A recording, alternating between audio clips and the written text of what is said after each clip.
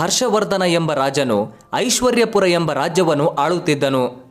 ಐಶ್ವರ್ಯಪುರದ ಸುತ್ತಮುತ್ತ ಫಲವತ್ತಾದ ಭೂಮಿಯನ್ನು ಹೊಂದಿರುವ ಹಲವಾರು ಹಳ್ಳಿಗಳಿದ್ದವು.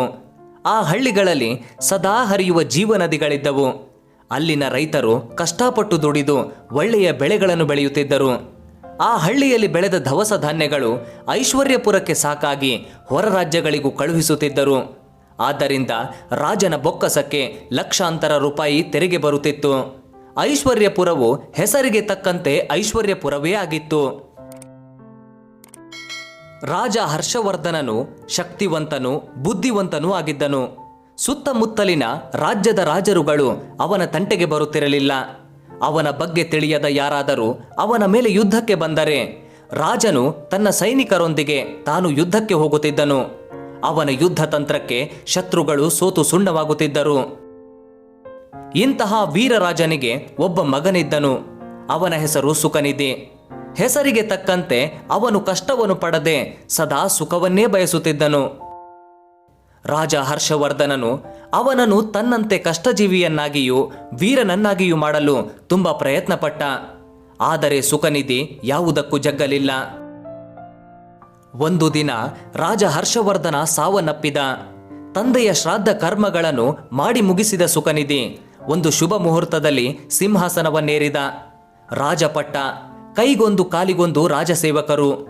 ಸುಖನಿಧಿ ತಂದೆಯ ಸಾವನ್ನು ಮರೆತು ಸುಖದಿಂದ ಇರತೊಡಗಿದ.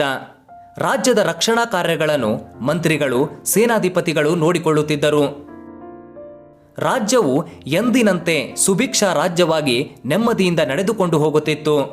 ಹೀಗಿರಲು ಕೆಲವು ಹಿತಶತ್ರುಗಳು ಸುಖನಿಧಿಯ ದೌರ್ಬಲ್ಯಗಳನ್ನು ಅಕ್ಕಪಕ್ಕದ ರಾಜರುಗಳಿಗೆ ತಿಳಿಸಿದರು. ಅವರು ಇದೇ ಸಮಯವೆಂದು ಐಶ್ವರ್ಯಪುರದ ಮೇಲೆ ಯುದ್ಧಕ್ಕೆ ಬಂದರು. ಸುಖನಿಧಿಯು ಮಂತ್ರಿಗಳನ್ನು ಸೇನಾಧಿಪತಿಗಳನ್ನು ಯುದ್ಧಕ್ಕೆ ಕಳಿಸಿ ತಾನು ಅರಮನೆಯಲ್ಲಿ ಹಾಯಾಗಿದ್ದನು. ಯುದ್ಧದಲ್ಲಿ ಶತ್ರುಗಳ ಕೈ ಮೇಲಾಯಿತು. ಇವನ ಮಂತ್ರಿಗಳು ಸೇನಾಧಿಪತಿಗಳು ಎಷ್ಟೇ ಪ್ರಯತ್ನ ಪಟ್ಟರೂ ರಾಜ್ಯದ ಕೆಲವು ಊರುಗಳು ಶತ್ರುಗಳ ಕೈವಶವಾಯಿತು. ವಿಷಯ ತಿಳಿದ ರಾಜ ಮಂತ್ರಿಗಳನ್ನು ಮತ್ತು ಸೇನಾಧಿಪತಿಗಳನ್ನು ಕರೆಸಿ ನಮ್ಮ ಸೋಲಿಗೆ ಕಾರಣವೇನು ಎಂದು ಕೇಳಿದ. ಆಗ ಮಂತ್ರಿ ಮತ್ತು ಸೇನಾಧಿಕಾರಿ, ಅವರ ಅಪಾರವಾದ ಸೇನೆಯ ಮುಂದೆ ನಮ್ಮ ಚಿಕ್ಕ ಸೇನೆ ಏನು ಮಾಡದಾಯಿತು.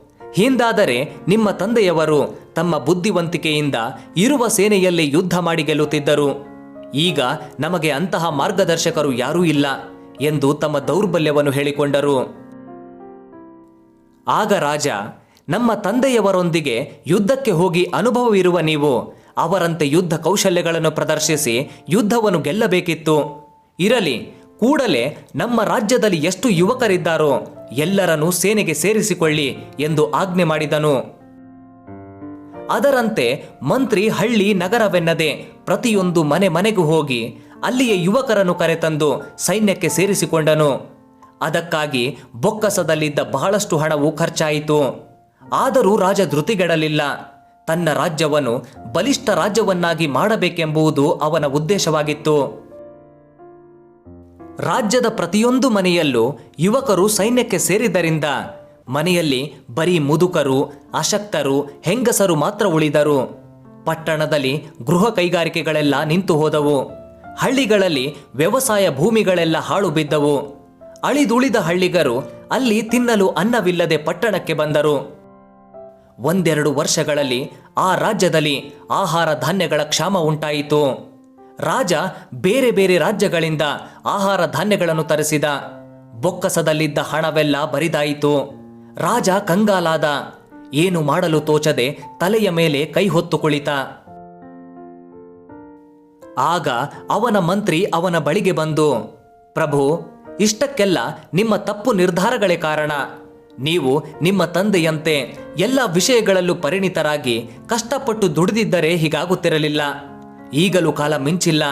ರಾಜ್ಯವನ್ನು ನಾನು ನೋಡಿಕೊಳ್ಳುತ್ತೇನೆ. ನೀವು ಕರ್ತವ್ಯವೇ ದೇವರು ಅಂದುಕೊಂಡು ರಾಜಗುರುಗಳ ಬಳಿಗೆ ಹೋಗಿ ಅವರಿಂದ ರಾಜ್ಯಭಾರ ಮಾಡಲು ಬೇಕಾಗಿರುವ ಎಲ್ಲ ವಿದ್ಯೆಗಳನ್ನು ಕಲಿತು ಬನ್ನಿ ಎಂದು ಸಲಹೆ ಕೊಟ್ಟನು. ಸುಖನಿಧಿಗೆ ಮಂತ್ರಿಯ ಮಾತು ಸರಿ ಎನ್ನಿಸಿತು. ಅವನು ರಾಜ್ಯವನ್ನು ಮಂತ್ರಿಗೊಪ್ಪಿಸಿ ರಾಜಗುರುಗಳ ಬಳಿಗೆ ಹೋಗಿ ವಿದ್ಯೆಯನ್ನು ಕಲಿಯತೊಡಗಿದ. ರಾಜಗುರು ಮೊದಲು ಅವನಿಗೆ ವೀರರ ಸಾಹಸಿಗರ ಕಥೆಗಳನ್ನು ಹೇಳಿ ಅವನಲ್ಲಿ ಧೈರ್ಯವನ್ನು ತುಂಬಿದ. ಬಳಿಕ ಶಸ್ತ್ರವಿದ್ಯೆಯನ್ನು ಹೇಳಿಕೊಟ್ಟ. ಅನಂತರ ವೇದ, ಶಾಸ್ತ್ರ, ಉಪನಿಷತ್ತುಗಳನ್ನು ತಿಳಿಸಿಕೊಟ್ಟ. ಒಂದೆರಡು ವರುಷಗಳಲ್ಲಿ ಸುಖನಿಧಿ ಸಕಲ ವಿದ್ಯೆ ಪಾರಂಗತನಾದ. ನಂತರ ಗುರುಗಳ ಒಪ್ಪಿಗೆ ಪಡೆದು ಮರಳಿ ರಾಜ್ಯಕ್ಕೆ ಬಂದು ರಾಜ್ಯಭಾರವನ್ನು ವಹಿಸಿಕೊಂಡನು. ಇದೀಗ ಸುಖನಿಧಿ ತುಂಬ ಬದಲಾಗಿದ್ದ. ರಾಜ್ಯದ ಎಲ್ಲಾ ಮುಖ್ಯ ಕೆಲಸಗಳನ್ನು ತಾನೇ ಖುದ್ದಾಗಿ ಪರಿಶೀಲಿಸುತ್ತಿದ್ದ. ಆದ್ದರಿಂದ ಎಲ್ಲರೂ ಭಯಗೊಂಡು ತಮ್ಮ ತಮ್ಮ ಕೆಲಸಗಳನ್ನು ಸರಿಯಾಗಿ ಮಾಡತೊಡಗಿದರು. ಸೈನ್ಯದ ಖರ್ಚನ್ನು ಕಡಿಮೆ ಮಾಡಲು ಸೈನ್ಯಕ್ಕೆ ಹೊಸದಾಗಿ ಸೇರಿದವರನ್ನು ನಿವೃತ್ತಿಗೊಳಿಸಿದ. ಅವರನ್ನು ಅವರವರ ಊರುಗಳಿಗೆ ಕಳುಹಿಸಿಕೊಟ್ಟನು. ಊರಿಗೆ ಹಿಂತಿರುಗಿದವರೆಲ್ಲ ಎಂದಿನಂತೆ ತಮ್ಮ ತಮ್ಮ ಕರ್ತವ್ಯದಲ್ಲಿ ತೊಡಗಿದರು. ರಾಜ್ಯದಲ್ಲಿ ಮತ್ತೆ ಕೃಷಿ ಮತ್ತು ಕೈಗಾರಿಕೆಗಳ ಉತ್ಪಾದನೆಯಾದವು. ರಾಜ್ಯದಲ್ಲಿ ಉಂಟಾಗಿದ್ದ ಆರ್ಥಿಕ ಹಿಂಜರಿತ ಒಂದೆರಡು ವರ್ಷದಲ್ಲಿ ಸರಿಹೋಗಿ ಐಶ್ವರ್ಯಪುರ ಪುನಃ ತನ್ನ ಹೆಸರಿಗೆ ತಕ್ಕಂತೆ ಐಶ್ವರ್ಯಪುರವೇ ಆಯಿತು. ಈ ವಿಷಯವನ್ನು ತಿಳಿದ ಸುತ್ತಮುತ್ತಲಿನ ರಾಜರುಗಳು ತಂದೆಯಂತೆ ಬುದ್ಧಿವಂತನೂ ಬಲಿಷ್ಠನೂ ಆದ ಸುಖನಿಧಿಯು ತಮ್ಮ ಮೇಲೆ ದಂಡೆತ್ತಿ ಬರಬಹುದೆಂದು ಹೆದರಿ ತಾವು ಆಕ್ರಮಿಸಿದ್ದ ಊರುಗಳನ್ನು ಮತ್ತೆ ಐಶ್ವರ್ಯಪುರಕ್ಕೆ ಬಿಟ್ಟುಕೊಟ್ಟರು.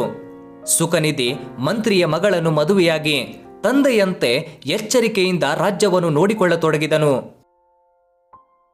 ಪ್ರೀತಿಯ ಬಂಧುಗಳೇ, ಈ ಕತೆ ಹಲವು ವಿಷಯಗಳ ಬಗ್ಗೆ ನಮಗೆ ತಿಳುವಳಿಕೆ ನೀಡುತ್ತಿದೆ. ನಾವು 3 ವಿಷಯಗಳ ಬಗ್ಗೆ ಮಾತಾಡೋಣ. ಮೊದಲನೇದು, ಹಾಗೆ ಇದು ಎಲ್ಲರೂ ತಿಳಿದುಕೊಳ್ಬೇಕಾದ ವಿಷಯ.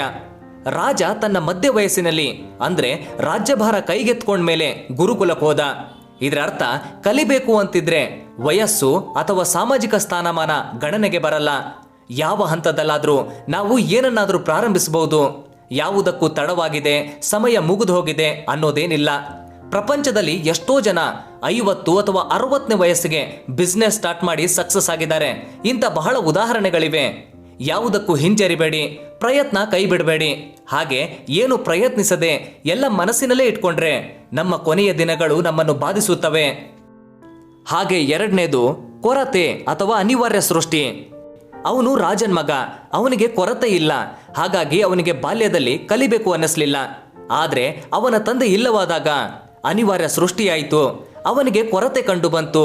ನಾನು ಉಳಿಬೇಕಾದ್ರೆ ನಾನು ಕಲಿಬೇಕು ಅನ್ನಿಸ್ತು. ಅದಕ್ಕೆ ಅವನು ಗುರುಕುಲಕ್ಕೆ ಹೋದ. ಹಾಗೆ ಜೀವನದಲ್ಲಿ ಯಾವಾಗ ಕೊರತೆ ಸೃಷ್ಟಿಯಾಗುತ್ತೋ ಆಗ ವಸ್ತುವಿನ ಬೆಲೆ ಗೊತ್ತಾಗುತ್ತೆ. ಇನ್ನು ಮೂರನೇದು, ಅತಿ ಸುಖ ಆಲಸ್ಯಕ್ಕೆ ದಾರಿ ಮಾಡಿಕೊಡುತ್ತೆ. ಆಲಸಿಗಳು ಹೇಡಿಗಳಂತೆ ಕಾಣ್ತಾರೆ, ಅವರಿಂದೇನು ಕೆಲಸ ಆಗಲ್ಲ ಅಂತ ಎಲ್ರಿಗೂ ಗೊತ್ತಾಗುತ್ತೆ. ಆಗ ಅಯೋಗ್ಯರು ಕೂಡ ಅವರ ಕಡೆ ಬೆರಳು ಮಾಡಿ ತೋರಿಸ್ತಾರೆ. ಆದರೆ ಲವಲವಿಕೆಯಿಂದಿದ್ರೆ ಅವನು ಸದೃಢನಾದ್ರೆ ಎಲ್ಲ ಸಮಸ್ಯೆಗಳು ಹಾಗೂ ಅಯೋಗ್ಯರು ದೂರ ಇರ್ತಾರೆ. ನೆನಪಿಡಿ, ಶಕ್ತಿಯೇ ಜೀವನ, ದೌರ್ಬಲ್ಯವೇ ಮರಣ. ಕಥೆ ನಿಮಗೆ ಇಷ್ಟ ಆಗಿದೆ ಅನ್ಕೊಂಡಿದ್ದೀನಿ. ಅಭಿಪ್ರಾಯನ ಕಮೆಂಟ್ನಲ್ಲಿ ಬರೆಯಿರಿ. ನನ್ನ ಮಾತು, ಜೀವನದಲ್ಲಿ ಕಲಿಕೆಗೆ ಮೊದಲ ಪ್ರಾಮುಖ್ಯತೆ ಇರಲಿ. ಎಕೋ ಕನ್ನಡಕ್ಕೆ ಸಬ್ಸ್ಕ್ರೈಬ್ ಆಗಿ, ಗಂಟೆ ಚಿತ್ರದ ಮೇಲೆ ಕ್ಲಿಕ್ ಮಾಡಿ ಎಕೋ ಕನ್ನಡ ಕುಟುಂಬ ಸೇರಿ. ಧನ್ಯವಾದಗಳು. ಜೈ ಹಿಂದ್, ಜೈ ಕರ್ನಾಟಕ, ಜೈ ಭುವನೇಶ್ವರಿ.